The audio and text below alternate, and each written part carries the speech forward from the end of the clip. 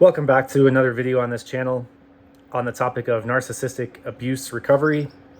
In this video, I want to discuss 5 secrets that narcissists do not want you to realize about them. So let's just get right into it. Number 1, the narcissists, they don't want you to realize that they're always bluffing. Basically, they don't want you to realize that they're full of crap.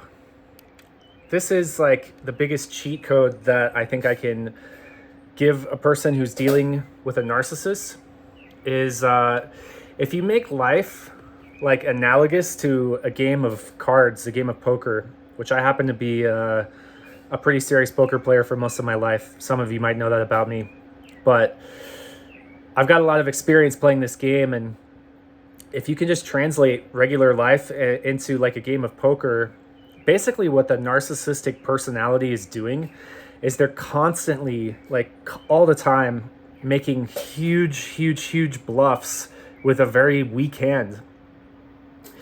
So what this looks like is they'll make a lot of empty threats along the lines of like, if you don't do this, like if you don't comply with me, there's going to be consequences.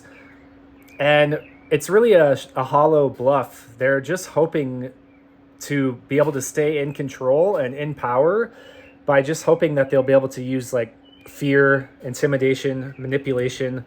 That's something you can count on with a narcissist, is they're going to use domination, manipulation, and intimidation, which are actually the 3 objectives of witchcraft. So I'm not saying that narcissists are witches or that all witches are narcissists necessarily. I'm just saying there's a correlation here between narcissism and witchcraft, where what they're really trying to do is they're trying to cast spells. They're trying to use intimidation and manipulation. They're basically trying to get you to be afraid of them, of their intimidation tactics and the different ways that they try to control. It's all about control and power and domination and manipulation with a narcissist. And so they're going to create the impression or the image like they're this all-powerful being who's like, you better just go along with what they want. Otherwise, there's going to be like really bad consequences. And what the narcissist doesn't want you to figure out is that they're just completely full of crap. Like, these people really, like, once you can start to untangle out of the soul tie with them, I mean, if you're really deeply in that soul tie, you're probably going to endure some pain and some hardship to break out of it. But once you get out of it and you can just see them for how they really are, you realize, like, it's almost funny. It's just like, oh my gosh, like, it's like if you're playing poker with someone and they're just constantly making like big bet, and you're just like, wow, like, what can I do? I guess I just have to fold, because it just seems like every hand they've just got like a much stronger hand than me. Like, I would maybe call one of these big bets they're making. Like, I would call them out on their BS if I like had the confidence to know for sure that I'm in a stronger position than they are. That's how it would work in poker. But a lot of the times, especially for those of us who are empathic or codependent, which are the types of people that get into these soul ties with narcissists, by the way, that's why I'm making these videos, is to help people like me heal from narcissistic abuse. So people who are like codependent and empathic, we tend to give people the benefit of the doubt. We tend to be passive, which is not a good thing, by the way. The last thing you want to do is tolerate a narcissist's tyranny and their abuse. So that passivity and that willingness to just always give the benefit of the doubt and always just willing to assume the best of the other person, that can actually get you into a lot of trouble with a narcissist. But to go back to the poker analogy, if you're playing poker with someone and they're just betting every hand, just big bet, eventually you're going to have to realize, like, either one of 2 things is happening here. Either by some miracle, this person is just getting dealt a good hand every single time, or they're full of crap at least some of the time. And I can tell you that with a narcissist, they're full of crap more than some of the time. They're full of crap pretty much all the time. Their entire life is like a big house of cards where they're just hoping that you don't figure it out. They're just hoping that they can keep you under their spell. They can keep manipulating you and harvesting supply off of you, and that you're not going to snap out of it and realize, like, wait a minute, like, who even is this person? Like, this person is full, like, they only have my power because I'm giving it to them. And once you stop doing that and just start to see them for who they really are, you realize that they're like the man in the Wizard of Oz behind the curtain. They're just like this sad little man who's just like running this whole grand theatrical performance to make themselves look more powerful than they really are. But don't fall for it. Just know that like when they're projecting power, just know that they're full of crap. No, like I'm not saying react. I'm not saying like, you know, immediately like do something. Just take a deep breath and remind yourself like, even though this person wants me to believe that they're in a position of strength, I know they're in a position of weakness because they're weak people. That's just who they are. All right, so secret that narcissists do not want you to realize, number 2, secretly, they're desperately vulnerable. They probably want what you've got, which is your essence, your sparkle, your shine. The part of you that wakes up in the morning and is like, you know who you are. You may not feel perfect or feel good every single day, but you still have some kind of belief in yourself. You have a belief that life has your back. Like, you're a good person. You're here to like do your best. And a narcissist, they don't have that, and so they want that. And in their desperate vulnerability, I believe, this is just my hypothesis. You can tell me in the comments if you agree or disagree. I think that a narcissist is actually hoping that you are going to save them. And to be honest, the only person who could truly save a narcissist, or in other words, what a narcissist really needs, in my opinion, they need salvation. They need Christ Jesus, the all-powerful King of the universe, who can enter into their life and heal them and love them in ways that they've never been able to receive before. But the problem with a narcissist is ultimately they're too prideful and they're too arrogant to allow this kind of healing and this kind of redemption into their life. And the thing is you and I, we're not Jesus Christ, so we can't perform the miracles in their life that they really need to heal out of the deep pit of darkness that they live in. We can show them love, yes, but it's best that we do that from a safe distance, because if you're watching this video, you probably know from experience that you can get really damaged getting too close or entangling with a narcissist. So even though they're kind of like going out in this life with this like huge gaping hole, and they're like projecting all of this strength and power, they're making these big bluffs, they want everyone to think that they're just like the hottest crap on the block. Deep down, they're actually secretly hoping that someone is going to come along and rescue them and pull them out of the misery that they're dealing with on the inside. And I actually think that the level of miracle that a narcissist needs, they need a miracle of, they need God, you know, they need a miracle, because the narcissistic personality is, to be honest, it's so messed up that an ordinary person like me or like you, we might have good qualities to us. There might be a lot of like redeeming attributes that we have, but we're not going to be able to like give to these people what they've been missing pretty much since early in their childhood, which I'm going to talk about that a little more soon. All right, so number 3, secrets narcissists don't want you to figure out about them. They are not self-made. Ultimately, a narcissist is going to want to appear as independent and empowered and self-made and powerful as they possibly can, but they're almost always being propped up by a collection of enablers. Usually it's like family money or an inheritance that they've received. They've got a rich aunt, or they've got some kind of like backer. Someone is like pumping resources into their life that allow them to like not have to just deal with reality like a lot of us do. They might have a business partner who's carrying like a tremendous amount of the load in their life.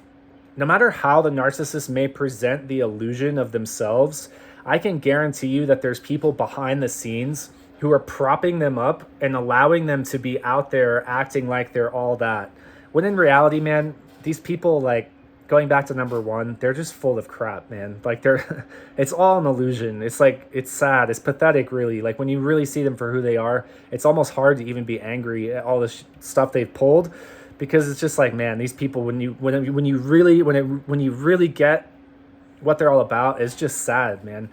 But when you're lost and caught up in the illusion that they're presenting of who they are, it can get kind of scary and very damaging, because, you know, they're running all this gaslighting and manipulation and intimidation tactics, all these spells and witchcraft and different techniques that are designed to destroy. So you do have to get a safe distance from a narcissist to be able to be like, oh, wow, okay, I was tripping out about that. Like, look how sad and pitiful they are. Because if we have God on our side, y'all, if we're reading our Bible, if we're praying to Jesus Christ, if we're doing our very best to repent of our sins and live in a righteous and live in a good way, we don't have to be worried about these narcs out there, man. Like, they can't do anything to us. So that's something to realize as we're healing from whatever traumas and abuse that we've experienced from a narcissistic entanglement, is just keep your eye on God and realize that the more distance you can get from that person, the more you're going to just see them for who they really are, which is just like, it's sad, man. It really is actually pathetic, which leads me on to number four. Number four things that a narcissist doesn't want you to realize about them, like a secret that they have, is that pretty much always in every case with a narcissist, they had a very scary and traumatizing and damaging childhood. And this is really the tragedy of the narcissist. They've been traumatized from childhood, and their narcissistic personality is a coping mechanism to deal with the severe wounds inside of them that they don't know how to address. So if you want to have compassion for a narcissist, have compassion for the part of them who did not get the love and the safety and the protection and the guidance that they needed as a child, which resulted in them being who they are today. Now, look, none of us had a perfect childhood, right? But narcissists in particular almost always had a very dark and scary childhood. There could have been parental abandonment or sexual abuse or things that happened in their past that are so dark and so traumatizing that as adults, they don't even know how to begin to address the wounds that are inside of them. And it's too scary and too overwhelming for them. And so they create this false persona of who they are. It's a mask, and they're kind of just suppressing all of these very dark wounds with this mask, this false personality of who they want you to believe that they really are. And what can I say? Like, it's hard for my heart not to feel a little softened when I realize that usually these people, like, they had a really dark and scary childhood. And that doesn't mean that everybody who had a severely traumatizing childhood becomes a narcissist. Of course not. It just means that people who are probably like pathological narcissists, you can pretty much bet in every case that there was some pretty messed up stuff that happened in their childhood. All right, secret number 5 that the narcissist does not want you to realize: they don't want you to figure out anything about their past relationships or their previous partners that they've had. They don't want you knowing about those people or making connections with them or having conversations with them. Usually the narcissist has left a trail of bodies behind them, people that they've used for supply, and then they've discarded them when the next best thing started to become available. And to be honest, narcissists count on being able to destroy the people that they use and victimize for supply. And they don't expect the people that they discard to be able to resurrect and come back to life and live to tell the story of what they went through. The narcissist kind of counts on disintegrating their supply target and then just like leaving that person dazed and confused and unable to integrate their experience and heal and recover from it and possibly be able to warn other people about the narcissist. And so that's something we actually do on this channel in the spirit of narcissistic abuse recovery, is to try to actually like bring ourselves back to life after these traumatizing encounters and be able to make sense of what we just lived through. I can share briefly that up until only a couple years ago, like I would not have been able to identify, I wouldn't have known what it would be like to go through an abusive relationship with a narcissist. I just didn't have any idea. So I had to learn the hard way, and to go through the process of realizing like, oh, like, okay, like, I think I'm starting to understand what's going on. Like, this isn't just a normal relationship. This isn't just a normal breakup. I've been dating a narcissist. And once that light bulb goes on, that's when the real healing can start to begin, because you can start to make sense of like, wow, what exactly did I just live through? Like, I know that I feel absolutely destroyed inside, and I've never felt so much emotional pain in my whole life. I've been through breakups before, but nothing has ever felt like this. It's a whole different ballgame. And, you know, I actually think that narcissists count on like people not being educated. They count on people like not having the vocabulary to be able to figure out what they just lived through. And so that's something that's happening, like, as I believe narcissism itself is on the rise, because we're living in a world that is just pretty much rewarding narcissism.